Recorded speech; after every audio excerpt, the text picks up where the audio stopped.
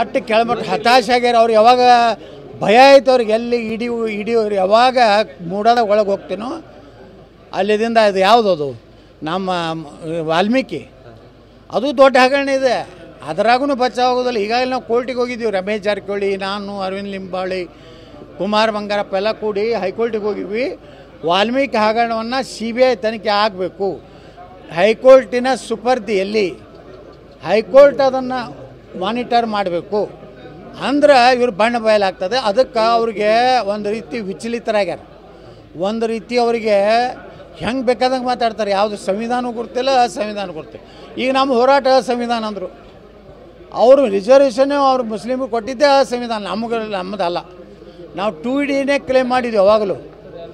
ಇವರೇ ಕಾಂಗ್ರೆಸ್ನು ನಮಗೆ 2A ಕೊಡ್ತೀನಿ ಅಂತೇಳಿ ನಮ್ಮ ತಪ್ಪು ಹಾದಿ ಹೇಳಿದವ್ರು ಈ ಕಾಂಗ್ರೆಸ್ಗಳು. ನಮ್ಗೆ ಆಗೋದಿಲ್ಲ 2Aದಾಗ ಕೊಡೋದು ಅಂತೇಳಿ ನಮ್ಮ ಪ್ರಧಾನಮಂತ್ರಿಗಳು, ನಮ್ಮ ಅಮಿತ್ ಶಾ ಅವ್ರು ಹೇಳಿದ ಮ್ಯಾಗ ನಾವು 2D ಒಪ್ಕೊಂಡಿವಿ. ದಯವಿಟ್ಟು ಈ ರೀತಿ ಒಬ್ಬ ಮುಖ್ಯಮಂತ್ರಿ ಬೇಜವಾಬ್ದಾರಿತ ಮಾತಾಡೋಕ್ಕಿಂತ ಬಾಯಿ ಮುಚ್ಕೊಂಡು ಕುಂಡ್ರು ಚಲೋ.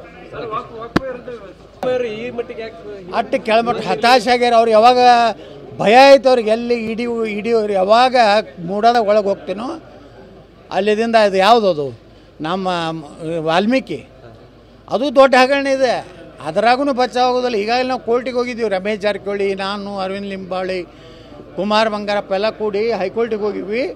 ವಾಲ್ಮೀಕಿ ಹಗರಣವನ್ನು CBI ತನಿಖೆ ಆಗಬೇಕು, ಹೈಕೋರ್ಟಿನ ಸುಪರ್ದಿಯಲ್ಲಿ ಹೈಕೋರ್ಟ್ ಅದನ್ನು ಮಾನಿಟರ್ ಮಾಡಬೇಕು, ಅಂದ್ರೆ ಇವ್ರು ಬಣ್ಣ ಬಯಲಾಗ್ತದೆ. ಅದಕ್ಕೆ ಅವ್ರಿಗೆ ಒಂದು ರೀತಿ ವಿಚಲಿತರಾಗ್ಯಾರ, ಒಂದು ರೀತಿ ಅವರಿಗೆ ಹೆಂಗೆ ಬೇಕಾದಂಗೆ ಮಾತಾಡ್ತಾರೆ. ಯಾವುದು ಸಂವಿಧಾನ ಗುರ್ತಿಲ್ಲ, ಅಸಂವಿಧಾನ ಗುರ್ತಿಲ್ಲ.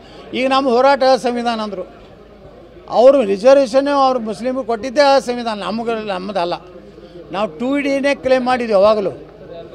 ಇವರೇ ಕಾಂಗ್ರೆಸ್ನು ನಮಗೆ 2A ಕೊಡ್ತೀನಿ ಅಂತೇಳಿ ನಮ್ಮ ತಪ್ಪು ಹಾದಿ ಹೇಳಿದವ್ರು ಈ ಕಾಂಗ್ರೆಸ್ಗಳು.